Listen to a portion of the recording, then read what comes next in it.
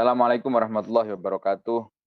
Bismillah, alhamdulillah, salatu wassalamu ala rasulillah Muhammad ibn Abdillah wa ala alihi wa sahbihi wa mawala. Wala hawla wala quwata illa billah amma ba'd. Hadratul kiram yang kami hormati, Ketua Dewan Pembina Madrasah Virtual Alkimia, Kiai Haji Miftahul Ahyar yang juga sekarang menjabat sebagai Rais Am dan Ketua Umum MUI. Yang kami hormati Direktur Madrasah Virtual Alkimia, Gus Dr. Ahmad Karomi MTHI, para mudarrisin di Madrasah Virtual Alkimia yang kami taati, para staf IT yang sangat kami banggakan, serta para pemirsa di Madrasah Virtual Alkimia yang berbahagia. Alhamdulillah pada pertemuan kali ini kita masih dapat bermuajahah, membahas, melanjutkan kajian kita tentang kitab Al-Mabadi Al-Fiqhiyah karya Asy-Syaikh Almarhum Umar Abdul Jabbar. Salawat serta salam tidak lupa kita haturkan kepada baginda Muhammad sallallahu alaihi wasallam yang kita nantikan syafaatnya baik di dunia ini dan di akhirat nanti. Pertemuan kali ini kita akan membahas tentang al-ghusl atau mandi. Kalau mandi otomatis yang dimaksud mandi ini adalah mandi janabah, mandi besar biasanya. Itu. Sebelum kita mulai kajian pada pertemuan kali ini, marilah kita bertawasul, berdoa mudah-mudahan apa yang kita kaji bisa memberikan manfaat bagi qari terutama, bagi kita terutama qari, ala hadhihi niyyah bi kulli niyatin salihah wa khususun ila awliya utisam muassasin Nahdlatul Ulama wa musannif hadzal kitab Syekh Umar Abdul Jabbar. Al-Fatihah. A'udzu billahi minasyaitonir rajim. Bismillahirrahmanirrahim. Alhamdulillahirabbil alamin arrahmanirrahim maliki yaumiddin.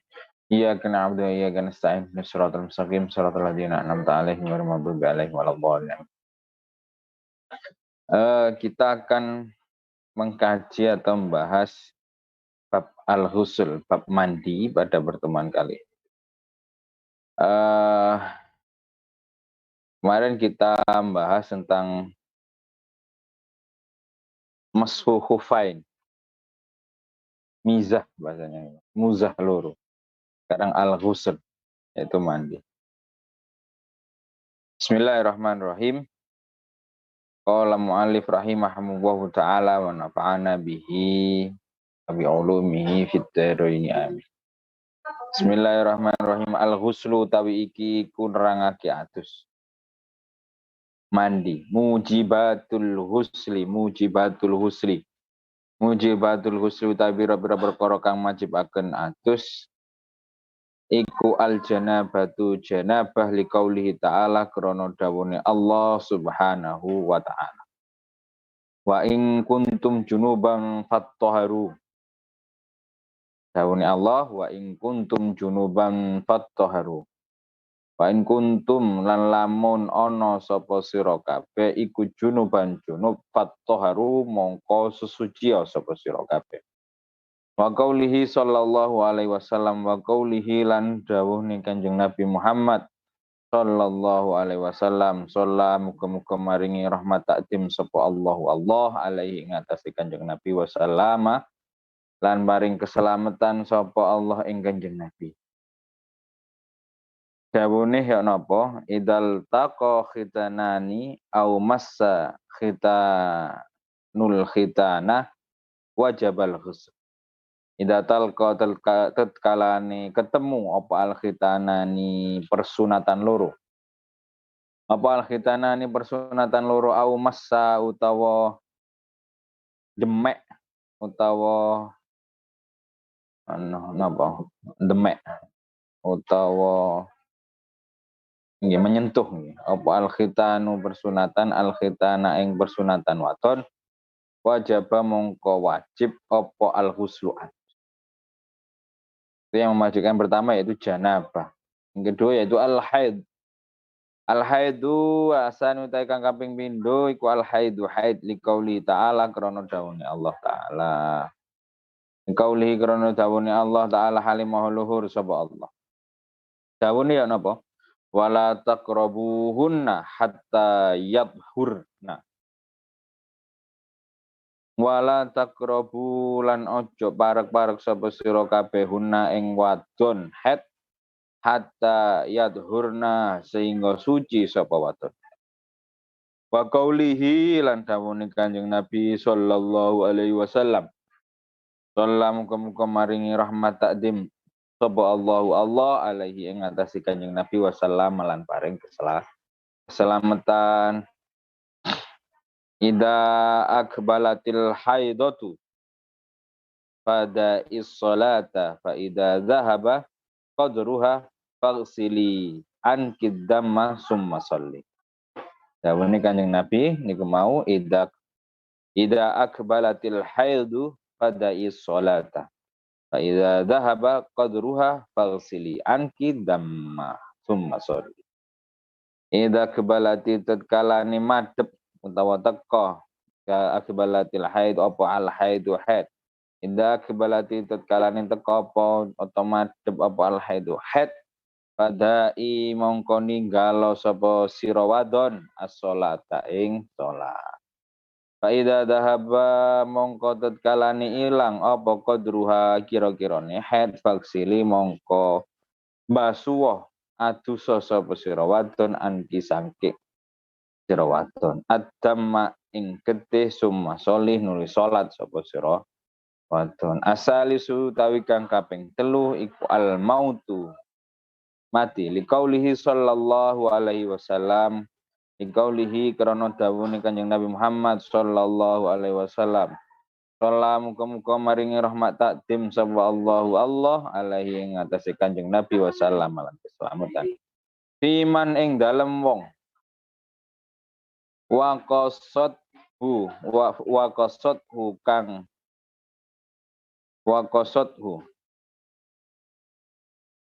lan kang ngipak ing man naqatuhu apa untane man. Pamata lan mati sapa man ilsiluhu mongko becik ngadusi sapa sira kabeh ing man bimain kelawan banyu wasidrin lan sidr apa daun bidara. Sidr niku bidara. Jadi yang mewajibkan mandi al-ghuslu, yang mewajibkan seseorang itu untuk melaksanakan mandi, yang pertama yaitu adalah mujibatul ghusl, sesuatu hal yang mewajibkan mandi. Di sini ditulis ada 3. Ada 3 hal perkara yang mana perkara tersebut mewajibkan seseorang untuk mandi. Yang pertama yaitu al-janabah. Yang pertama yaitu adalah junub. Kalau biasanya kita paham mandi besar gitu saja. Walau haid mandi besar di istilah dalam bahasa Indonesia mandi besar. Yang pertama yaitu al-janabah liqauli ta'ala wa in kuntum junuban fattahharu. Kenapa junub tersebut itu mengharuskan kita untuk mandi? Dasarnya apa? Apa dalil yang dipakai? Liqaulihi ta'ala, liqauli Allah Subhanahu wa taala pernah dawuh dalam Al-Qur'an wa in kuntum junuban fattahharu. Dan jika kamu junub maka mandilah, maka bersucilah. Jadi apabila kamu junub untuk melakukan suatu kegiatan ibadah, maka diharuskan bagi kalian yang junub itu untuk bersuci fattahhar. Dalil yang kedua memperkuat Quran, yaitu ada al-hadis liqaulihi sallallahu alaihi wasallam, sabdanya Kanjeng Nabi Muhammad sallallahu alaihi wasallam, idal taqa al-khitanani au massal khitanu hitana wajabal ghusl. Jadi jika ada 2 khitan, persunatan, 2 kemaluan yang bertemu atau kemaluan saat lelaki menyentuh kemaluan perempuan, maka dia diwajibkan untuk mandi besar. Maka wajib mandi. Jadi junub. Nah, yang pertama dalilnya Allah Subhanahu wa taala dalam Al-Qur'an, kuntum junuban fattahar. Jadi walaupun hanya masuk, walaupun enggak sampai keluar, maka dia diwajibkan tetap untuk mandi. Karena apa? Karena dalil iltaqal khitanani. Iltaqal khitanani, bertemu walaupun enggak sampai keluar. Itu tetap wajib mandi sama mama. Apalagi kalau manten baru, ada kemanten baru seumpama, terus dipanggil sama mertuanya, walaupun belum keluar ya tetap wajib mandi besar. Yang kedua itu adalah haid. Jadi haid itu kalau sudah suci maka kita wajib mandi. Dalilnya napa? Al-haidu liqauli ta'ala wala taqrabuhunna hatta yadhurna. Di Allah Subhanahu wa taala dalam firman-Nya wala taqrabuhunna hatta yadhurna. Janganlah kamu mendekati mereka sebelum mereka suci. Maksudnya mendekati bagaimana berhubungan suami istri terutama dengan berhubungan dulu sebelum mereka suci. Diperkuat dengan dawuhnya Kanjeng Nabi Muhammad sallallahu alaihi wasallam, "Idza aqbalatil haidha fada'i sholata fa idza dhahaba qadruha faghsili anki damma summa sholli." Jadi idza aqbalatil haidha fada'i sholah, dan jika datang masa haid maka tinggallah salat. Fa idza dhahaba qadruha, dan apabila telah hilang masa basuh hilang, maka faghsilian kita musuma sholli. Jika telah hilang maka basuhlah darah dari tubuh kemudian sholat. Jadi itu adalah dua dalil yang menegaskan tentang haid itu termasuk atau tidak boleh untuk berhubungan suami istri, dan setelah haid harus diwajibkan mandi. Enggak haid juga enggak boleh sholat perempuan, tapi tidak hutang seperti puasa. Kalau puasa dia kedapatan haid, maka dia harus mengulangi puasa yang selanjutnya. Dalam artian dia harus mengembalikan hutang-hutangnya. Tapi kalau sholat itu tidak ada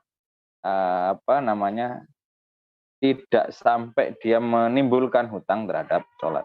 Dan yang ketiga yaitu adalah al-maut, meninggal dunia. Qauli sallallahu alaihi wasallam, iman wa qasadhu naqatuhu wa mata irsiluhu bima'i wasidrin.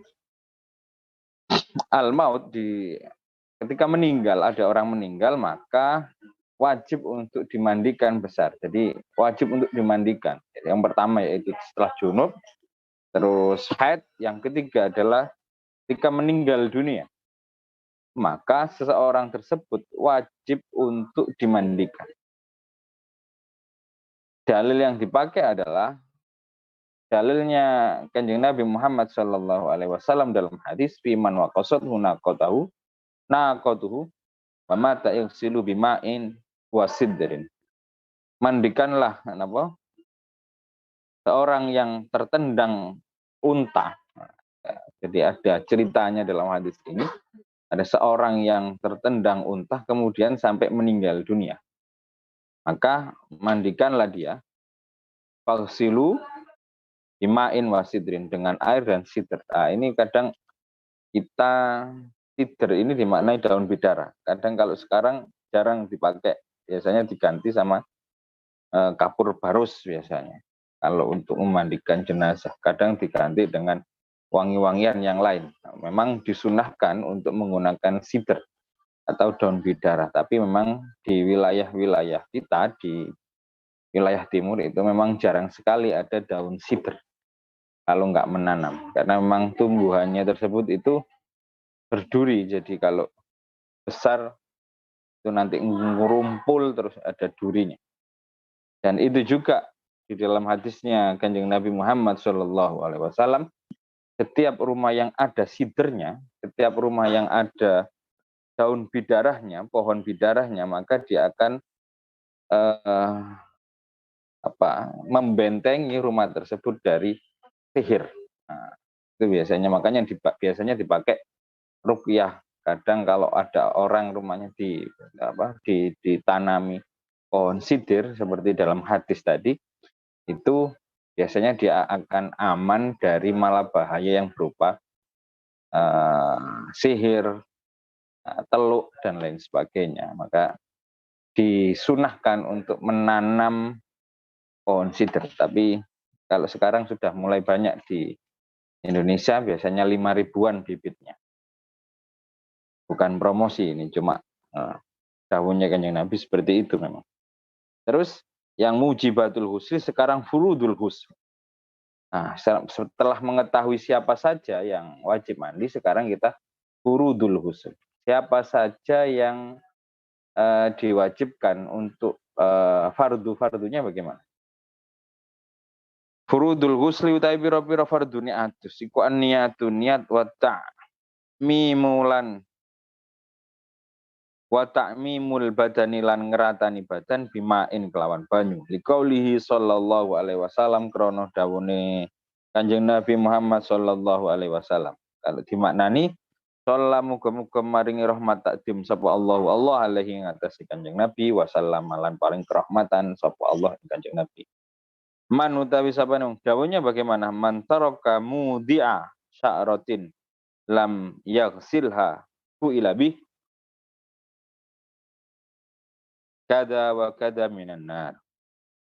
Man utawi sapane wong utara kalamun ninggal sapa man maudhi'a sya'ratin ing panggonane siji rambut lam yaghsilha kang sya'ratin rambut lam yaksila kang durung ngadusi sapa man ing syar ila mongko den tinggal apa ngadusi bihi kelaing bihi ing maudhi'ah kada kaya mengkono-mengkono lan kada lan kaya mengkono-mengkono minan nari saking rokok. Jadi fardu-fardunya wudu, furudul wudu yang pertama yaitu niat.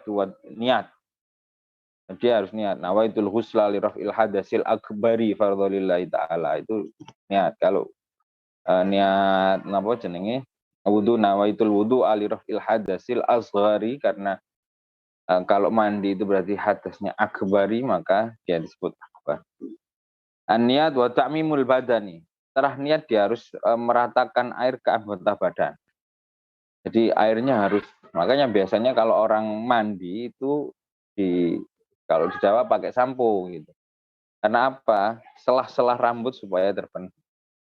Dan kalau bisa guru-guru kita dulu kalau mencontohkan itu sambil jongkok. Karena memang ada selah-selah badan itu nanti supaya kemasukan airnya. Jadi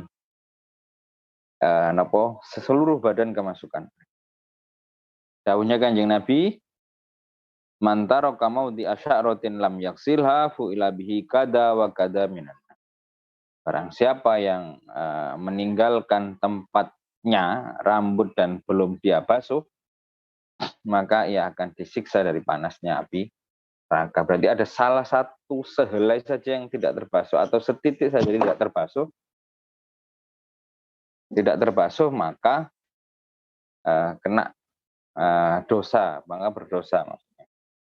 Maksud dari bihi kada wa kada minan, maka berdosa maksudnya seperti itu. Jadi harus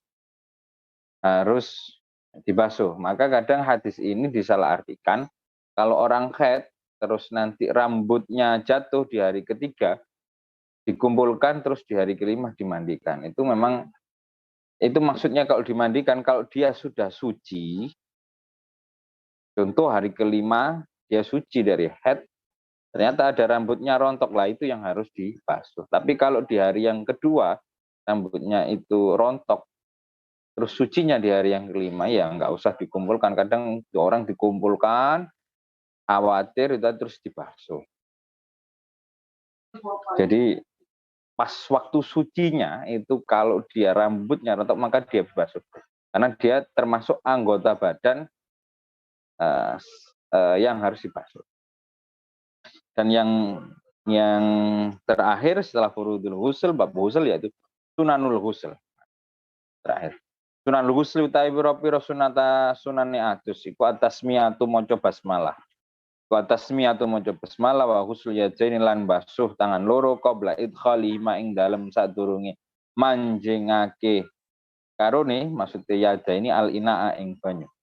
Wal wudu ulan wudu adus wadal kul jasadi lan ngosoki jasad wa ballu sya'ri lan lesi rambut wa maulatu lan nuli-nuli wal ibda'u lan ngawiti bi huslis syikki aimani kelawan basuh sekirane anggota kang tengen sumal aisari mongko nuli anggota kang kiwa summa sabbul ma'i nuli sobu mengairkan